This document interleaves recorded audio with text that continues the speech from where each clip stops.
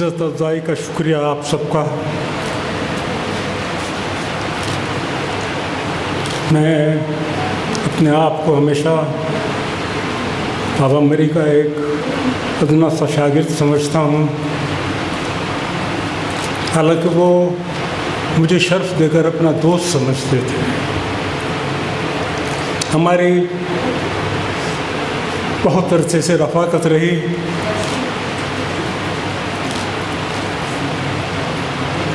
कहने को तो मेरा ख्याल है बहुत कुछ कहना भी चाहिए और साईं ने कहा भी, लेकिन मेरा ख्याल है मैं भी कुछ बातें कहूँ। एक अर्ज़ है, शेख सादी का कहना है कि खिलाफ़ तरीक़त बूद कि औलिया तमन्ना कुनद अज़ खुदा जुज़ खुदा, कि ये तरीक़त के ख़िलाफ़ है कि औलिया खुदा के सिवा खुदा से कोई और चीज़ मांगे।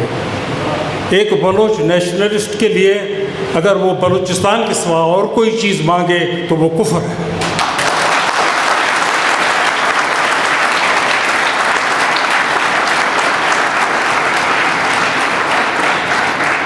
कुफ्र में फ़ायदा ज़रूर है, लेकिन तरीक़त पर चलने के लिए कीमत अदा करनी पड़ती है। और अक्सर कहा जाता है कि बाबा मरी ने कुछ नहीं लिखा। हम सबको ये शिकायत रहती है। मैंने बहुत उनसे अर्ज़ किया था कि बाबा लिखे कुछ, नहीं लिखा उन्होंने, लेकिन उनके लिखने की ज़रूरत थी तो सही। उनकी ज़िंदगी को देखें। अगर आप उससे भी सबक नहीं ले सकते तो वो अगर 1000 किताब भी लिख जाते आप कुछ नहीं समझते। अगर उनकी ज़िंदगी से हम नहीं समझ सके कि वो क्या चाहते थे, इस बलूच कौम के लिए, बलूचिस्तान के लिए क्या चाहते थे, अगर हम अब भी नहीं समझ सके तो हम 1000 साल में भी नहीं समझ सकेंगे। उसके लिए कीमत अदा करनी पड़ती है जो बाबा खैर बख्श ने की। एक शेर है मीर तकी मीर का कि बेपरवाही दरवेशी की थोड़ी थोड़ी तबाही, जबकि फ़कीरी के ऊपर मैं खर्च बड़ी सी दौलत की। यानी फ़कीरी की और दरवेशी के लिए बड़ी दौलत अदा करनी पड़ती है। नवाब साहब अगर उस तरीक़े पर न चलते तो उनको क्या कुछ नहीं मिल सकता था। मुझे एक दफ़ा मुझे ये एहसास है कि मुझे बहुत चाहते थे नवाब साहब। एक दफ़ा मुझे कहा कि लोग कहते हैं कि मेरे पास बहुत पैसे हैं, अगर मेरे पास पैसे होते तो मैं अपने दामाद के घर में नहीं रहता। इससे बड़ी कीमत मरी कबीले का सरदार और क्या दे। और मैं कल मामा कदीर के पास बैठा था, वैसे बातें हुई तो मैंने कोई मौलवी साहिबान वहाँ पर कर रहे थे तकरीरें वगैरह, तो मैंने कहा कि इनको तो जन्नत का आसरा है कि हम अगर ये बातें जो कुछ कहेंगे या तकरीरें करेंगे तो हमें जन्नत मिल जाएगी। हमें तो जन्नत का भी आसरा नहीं है कि हम जो काम कर रहे हैं उसमें जन्नत की उम्मीद रखेंगे हमें मिलेगी। लेकिन फिर मैंने कहा कि हमारी जन्नत तो ये बलूचिस्तान है, अगर हासिल करनी है तो हम यहाँ पर हासिल करेंगे इसे। हम ये नहीं चाहते कि मतलब दूसरे जहान में हमें कोई जन्नत मिले। हमारी जन्नत ये है, अगर बाबा की बताई हुई बातों पर, बाबा के बताए हुए रास्ते पर चले तो ये हमारी जन्नत हमें हासिल होगी। अगर नहीं तो यूँ ही हम तड़पते रहेंगे।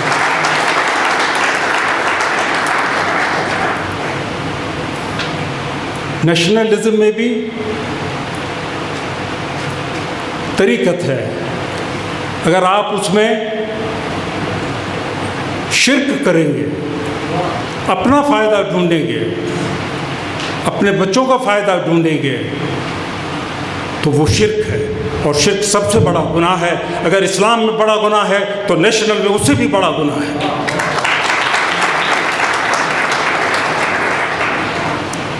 आप بابا کی بتائی ہوئی تھی. منظور صاحب نے جیسے کہا کہ وہ جو وہاں پر بیٹھے ہیں وہ بابا کی تعلیم کی وجہ سے بیٹھے ہیں، اور اس سے زیادہ وہ طریقت پر کون چل رہا ہے، ان سے زیادہ کون چل رہا ہے. ہمارے لیے، ہمارے سب کے لیے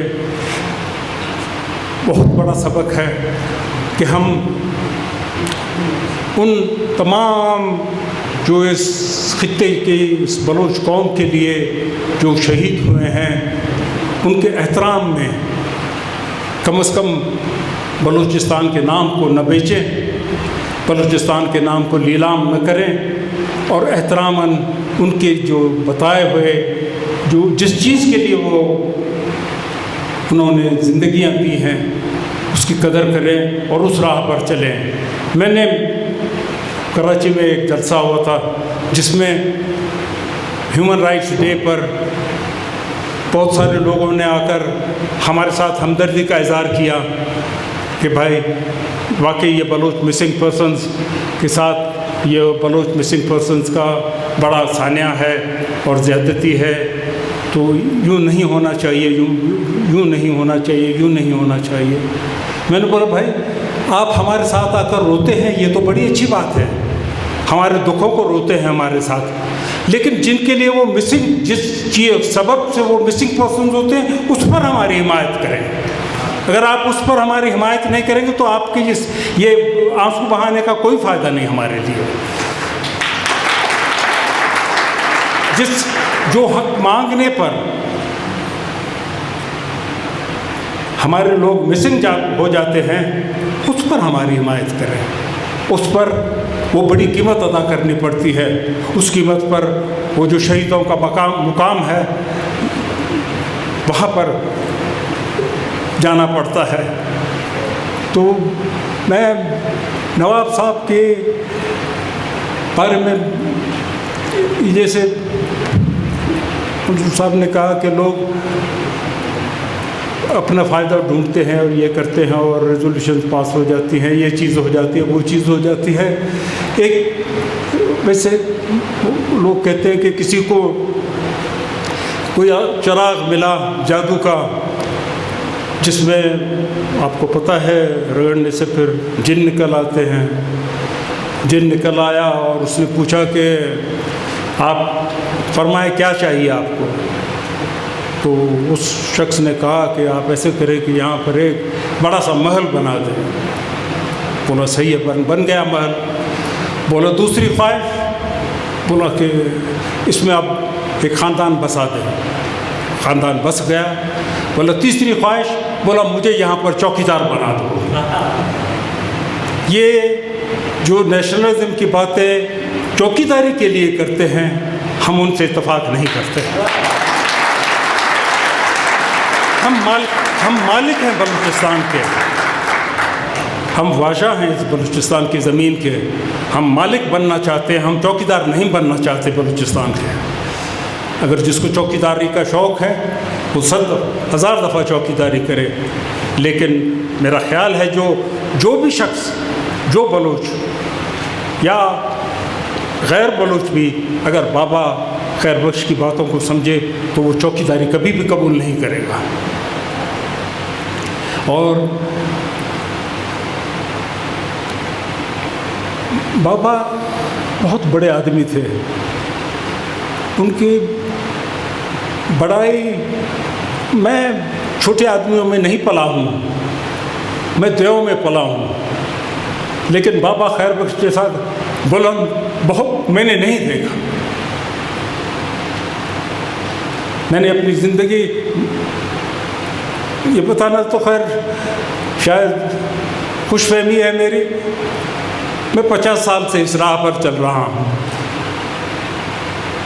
میں کل ایک جگہ پر بیٹھا تھا تو انہوں نے کچھ لوگوں کی شکایت کی کہ ایسے کر رہے ہیں، ویسے کر رہے ہیں، یوں کر رہے ہیں. میں نے بولا جو چاہے جو کچھ کرے کوئی کرے. میں 58 کی ماشاء اللہ میں جب ایوب خان نے سب سرداروں کو تو ویسے لائسنس کے بغیر ہتھیار رکھنے کی اجازت تھی، سب کو کہا کہ ہتھیار واپس لائیں. ناراض گیا ہوں کہ ہم کیا کریں, کیسے کریں, کیا کریں, اور انہوں نے جا کر ہتھیار پیش کیے. نواب صاحب خیر بخش نے وہ تمام جو ان کے پاس رائفلیں اور ہتھیار تھے ان سب کو آری, جو لوہے کی آری ہے اس سے کاٹ کر ایک بوری میں بند کر کے جا کر پیش کی. بولا یہ لو, یہ ہے میرے طرف سے تمہارے لیے ہتھیار, میں ہتھیار نہیں ڈالوں گا تمہارے ہاتھ. نواب صاحب نے آخر تک ان کے آگے ہتھیار نہیں ڈالے. تو بلوچ قوم میں اگر غیرت ہے, اگر بلوچ جوان واقعی سمجھتا ہے کہ نواب صاحب ان کا لیڈر ہے, تو ہتھیار کبھی بھی نہیں ڈالیں گے. ہم کبھی بھی ہتھیار نہیں ڈالیں گے.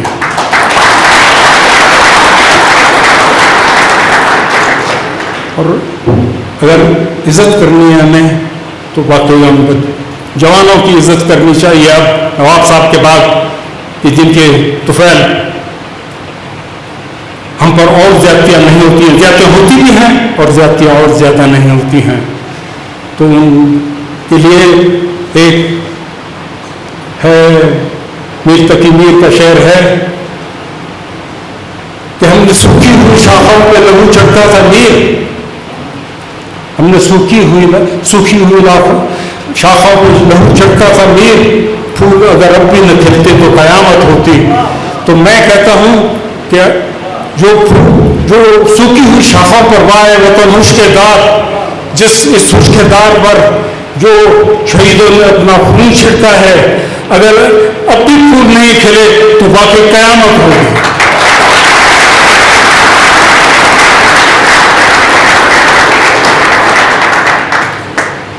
میں آپ لوگوں کو سب کا ممنون ہوں. آپ لوگوں نے میری باتیں سنی, مجھے بلایا. میں کوٹہ پہلے نہیں آیا تھا, آپ لوگوں کا پیار مجھے پھر یہاں پر لے آیا. اور میں چاہے حیدرآباد میں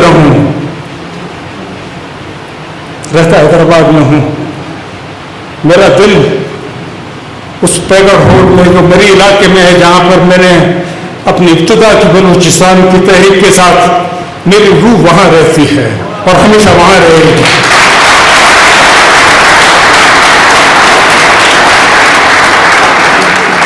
میری مٹی بھی یہی کی ہے, میری روح بھی یہی کی ہے. آؤ ہم سب مل کر اس گلزمی کو واقعی گلزمی بنائیں.